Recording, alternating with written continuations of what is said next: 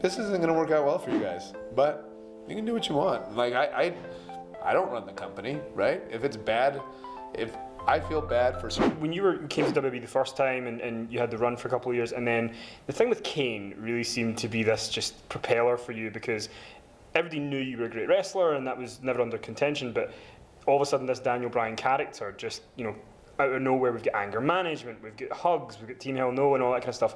How important do you think that team and that part of your career was in WWE? I think that that's a vital part of my career, like maybe the most important part of my career. I mean, there are certain bullet points where you can say, like, okay, I needed this to have, like, a certain chain of events for me, of all people, to main event WrestleMania 30. I needed a certain series of events to happen in a specific timeline for it to work. It was a very like luck type thing, and one of the things was getting paired with Kane, because so at WrestleMania 28, Sheamus beat me in 18 seconds. There was kind of a fan revolt. Everybody got into the yes stuff, right? And then I had a good 6 months after that, but then what? I'm not the champion. I'm not doing anything. Like, then it's easy to fall back down the card. And then what is he doing? What is he doing? What is he doing? Well, they paired me up with Kane, and it just so happened to be lightning in a bottle. And like, Kane is such a great straight man. And one of the things that was really, really fun. So most people don't think of me as a guy who does like comedy type stuff, but I spent a lot of time here in the UK doing the Butlins tours, right? And so like the Butlins tours with Brian Dixon at the time, it was like, you would come, and a lot of those people aren't wrestling fans. They're just coming to be entertained, right? So they pay their fee at Butlins, and then they get all this free entertainment. And so, like, they don't want to see awesome hammerlock exchanges, right? That's not what they're into. They're into me going out there singing the American national anthem very poorly and missing some of the words. You know what I mean? Like, that sort of thing. Like, and so a lot of because I am not a natural like entertainer, but that is something that you can learn, and I learned that through wrestling here at the Butlins shows. And during the Kane stuff, what was the one moment that you literally corpsed and could hardly get through? Because it looked a lot of times like you guys were really, you know, even in anger management, you're doing this scene and it's just really funny. Was there any one moment that you just found it really hard to get through? So, I mean, there were tons, I mean, literally tons of times where when Kane and I would get into these yes, no shouting exchanges, like it's very hard to like keep a straight face.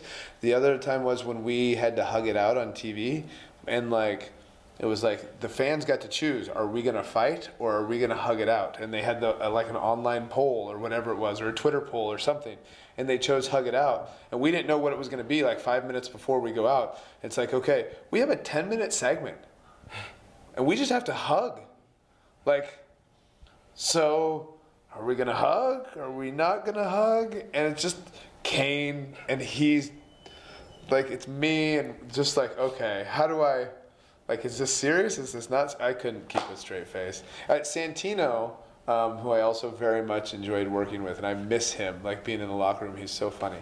But he said, you have like the worst straight face in wrestling. Like when something funny happens, you're just the worst. Like you've always like got this half smirk going on. I'm just like, yeah, I can't help it. Like, well, there's the thing as well. It was one of the YouTube shows with you and Regal, and he's dressed up like a ninja. Yeah. And you looked like you just barely could keep it together. Yeah. So that was on the JBL and Cole show. We were doing a talent competition, and it was really fun because they let us do whatever we wanted for the talent show. So my first one was magic.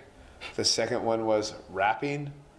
The third one, I think I wrestled the bear. No, the second one I wrestled the bear.